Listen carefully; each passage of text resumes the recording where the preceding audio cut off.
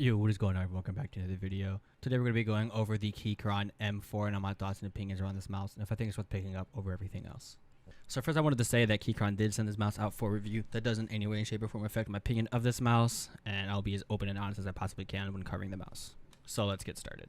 So first I want to start with the sizing of this mouse. This is a true fingertip mouse. This isn't meant for any kind of palm or knuckle contact. This is really more meant for only your fingertips touching the mouse, maybe even an extended fingertip depending on the style of grip that you want to go for. The hump is a little bit taller towards the back, so it actually can make a little bit of contact if you like playing an extended fingertip, but I wouldn't really recommend the mouse for anything other than fingertip. As you can obviously see, this is not a claw grip mouse, this isn't a palm mouse, but the thing that makes this mouse unique for a fingertip mouse is every other fingertip mouse on the market at the moment has really flat sides, like the HSK, the M2K, the Zero mouse. They all have very flat sides, and this mouse does something way different. This mouse curves in the sides, so it's a lot more beveled in, and I find that working a lot better for my specific type of fingertip, where I want something catching my back two fingers. I want more of a nudge here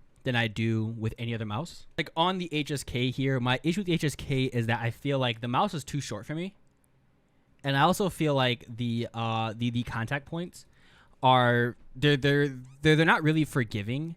It feels like my pinky and my ring have to curl in a bit more than I'm comfortable with, which with the M4, that's just not the case. I feel like they get that little bit of beveled out that I kind of want. Even though the mouse is more narrow, I just feel like it feels more natural to my hand to hold it in the true fingertip style that this mouse wants me to go into. It also is a little bit longer than HSK, so for larger size hands like mine, this can definitely work compared to HSK, where it's, for my hands, it was way too small. So next I want to go into the performance. This mouse performs within margin of error for the 3395. It has 4K hertz report rate, blue shell pink dots as the main clicks. So they are using mechanical switches, which I personally prefer over optical switches. But it just feels really nice to use in hand. The side buttons do have a little bit of play, but it wasn't too noticeable. I took mine out for a weight reduction, so they're actually not in there. But when I had them, they had a little bit of pre-travel and not too much post-travel. They weren't too bad. The scroll wheel feels really nice.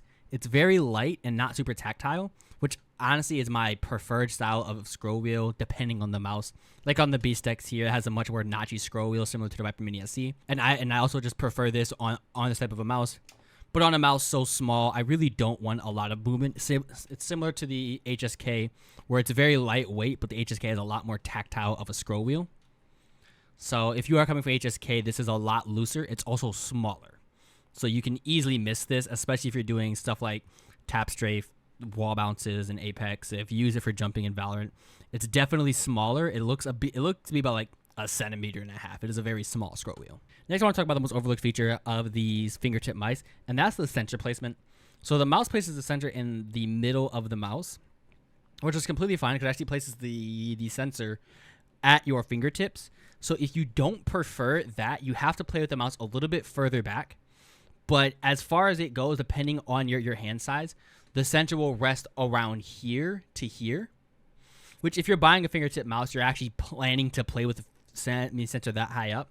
But I feel like no one really talks about it, so I just wanted to mention that. So next I want to go into the software here. The software is fairly bog standard. It just uses just a simple generic 3395 base type of software. It's nothing super fancy. You have your DPI settings here, your report rate, alongside your basic mouse settings. If you want to use my same settings, these are the settings that I'm using on this mouse, and they works fine for me. But it's really nothing really to talk about. The software is completely fine.